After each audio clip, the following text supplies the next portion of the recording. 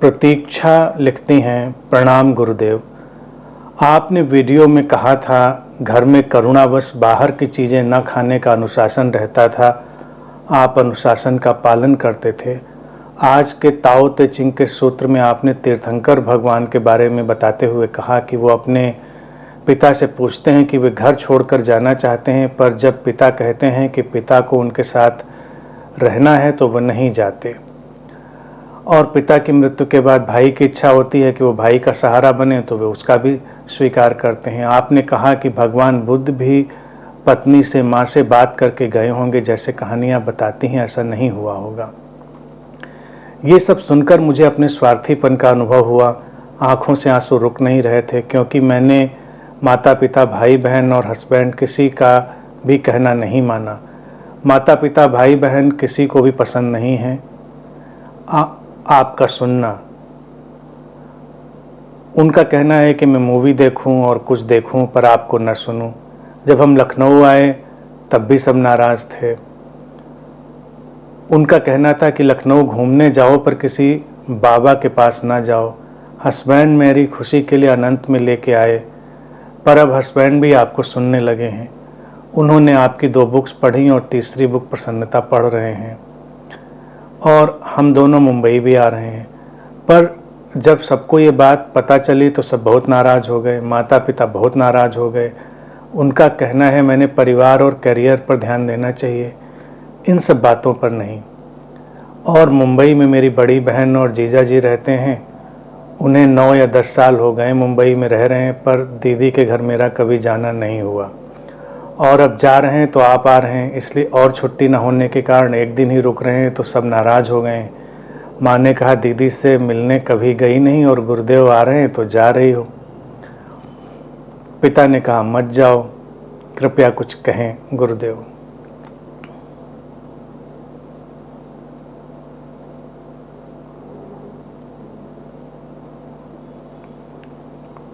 प्रतीक्षा, बातें उतनी सीधी नहीं होती हैं, सरल होती हैं, लेकिन उनको समझना पड़ता है। जीवन ऐसी सीधी लकीर पर नहीं चलता। सम्मान, प्रेम और इन सब के बहुत अलग अलग मानदंड होते हैं। हम सम्मान करते हैं, प्रेम करते हैं, तो इसका अभिप्राय ये नहीं होता कि हम हर बात किसी की मानते ही हैं, क्योंकि जो हमारे साथ के लोग हैं सब अलग अलग समझ और अलग अलग चेतना के तल पर जीते हैं। और सार्थक संबंध, जागृत संबंध, इनलाइटेंड रिलेशंस वही होते हैं जो एक दूसरे को स्वतंत्रता देते हैं अपना जीवन जीने की। व्यक्ति कैसे जिए उसको जीने की स्वतंत्रता देते हैं। मैं तो यहाँ तक कहता हूँ कि सार्थक संबंध वो भी होते हैं जो एक दूसरे को भटकने की सुविधा भी देते हैं। स्वतंत्रता तभी पूरी होगी अगर भटकने की सुविधा भी ना हो, तो वो भी एक किस्म का बंधन होगा। प्यार लोग सब करते हैं, लेकिन उस प्यार में अपने अपने रंग होते हैं। हमको बहुत कुशलता से उन चीज़ों को देखना होता है।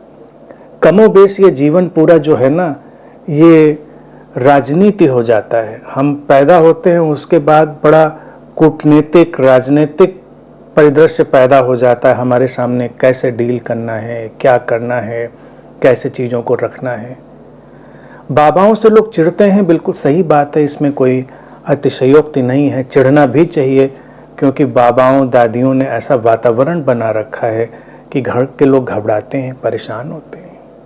तो उनकी बात को गलत नहीं कह सकते हैं कि अगर वो कहें किसी बाबा के पास मत जाना, तो बाबा नाम से जो इमेज उनके पास होती, वो तो उस इमेज से डील कर रहे होते हैं ना।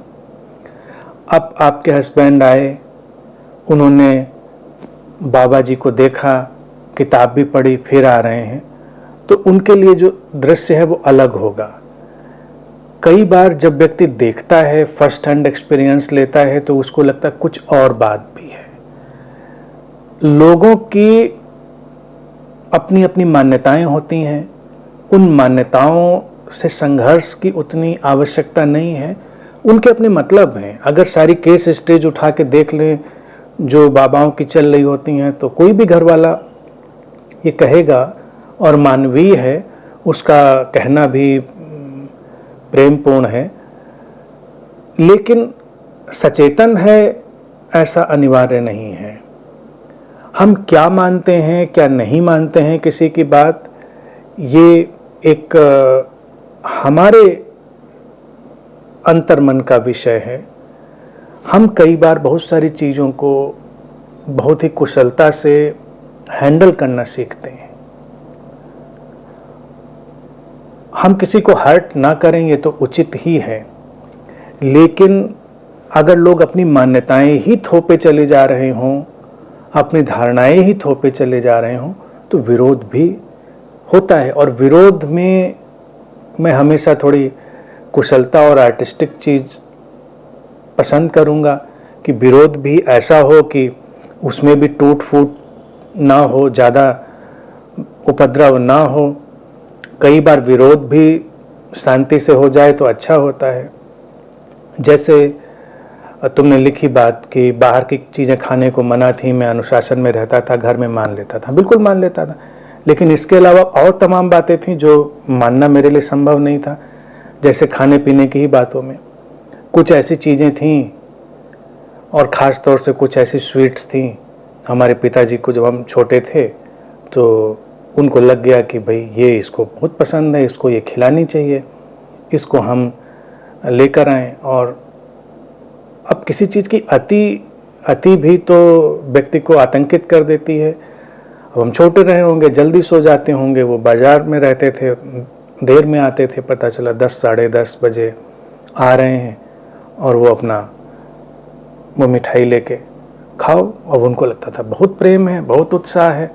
अब कुछ बार हमने आंखें मलते हुए खाई, कुछ बार थोड़ा मज़ा आया, फिर कम आया, फिर और कम आया, फिर वो एक तरह से आतंक में धीरे धीरे बदलने लगा।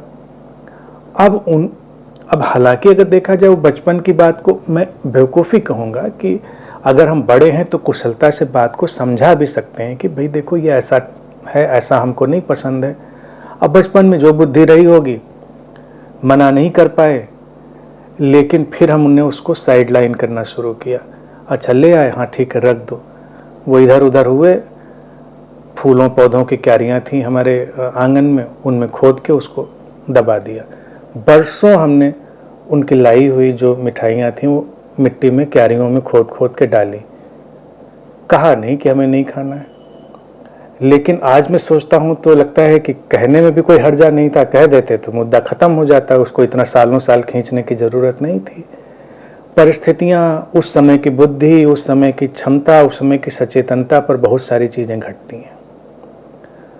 महावीर के जीवन में कुछ घटा हो, बुद्ध के जीवन में घटा हो, जैनश्री के जीवन में घटा हो, वो तात्कालिक परिदृश्य पर होता है, वो केवल उदाहरण के लिए देखा जाता है। उदाहरण उसमें इतना ही, हम चोट पहुंचाना नहीं चाहते हैं किसी को।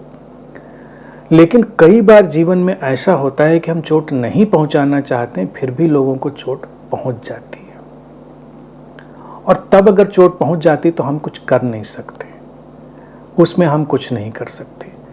अब देखिए, जब लोग कहते हैं कि हम कोई अच्छी पुस्तक ना पढ़ें, हम मूवी देखें, हम ये करें, हम वो करें, फिर लोग ये भी कहेंगे कि रील बनाओ। अब टिकटॉक तो बंद हो गया, नहीं तो पहले देखिए लोग उसी में पागल हुए पड़े थे, रील बनाओ, ये करो वो करो। तो इस पर भी तो प्रश्न उठता है, क्यों, वाई, इससे भी क्या होना है? अंततः जीवन में, जीवन का उद्देश्य तो यही 4 स्तंभ हैं जिनकी मैं बात करता हूँ। हर व्यक्ति किसी भी माध्यम से जा रहा हो, वो जीवन में शांति को, अल्टीमेट पीस को पाना चाहता है। चाहे वो धन के पीछे भाग रहा हो, चाहे पद के पीछे भाग रहा हो, उसके उद्देश्य यही है। वो गहरी से गहरी प्रसन्नता पाना चाहता है, वो गहरे से गहरा प्रेम अपने जीवन में चाहता है, वो गहरे से गहरी समस्वरता, हार्मनी चाहता है।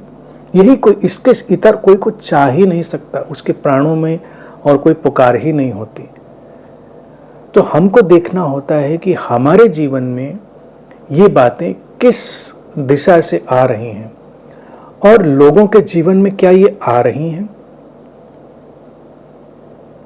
अगर अगर कोई इस बात को कहे तो बिल्कुल उसकी बात मान लेनी चाहिए। कोई जीवन पर्यंत मूवी का पारायण करता रहा है, थिएटर में बैठा रहा है और उसके जीवन में एक अनब्रोकन पीस है, उसके जीवन में अनब्रोकन हैप्पीनेस है, अनब्रोकन लव है, अनब्रोकन हार्मनी है, तो बिल्कुल उसको प्रणाम करके उसकी बात मान लेनी चाहिए कि ठीक ही है। आपने अगर ये मूवी शूवी देख के ये इस अवस्था को आपने पाया है तो निश्चित ही आपकी बात मानने योग्य ही होगी, मान ही लेना चाहिए।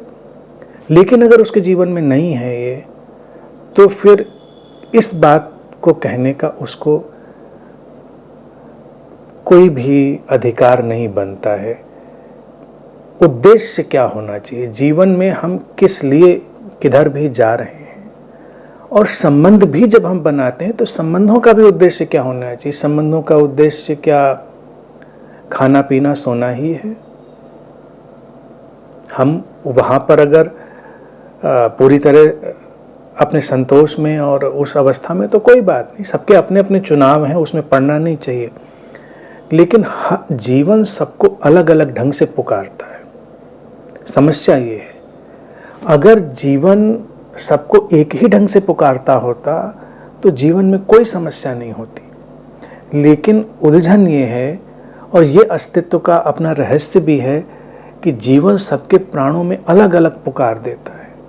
वो अपनी अपनी जगह पर सही हो सकते हैं।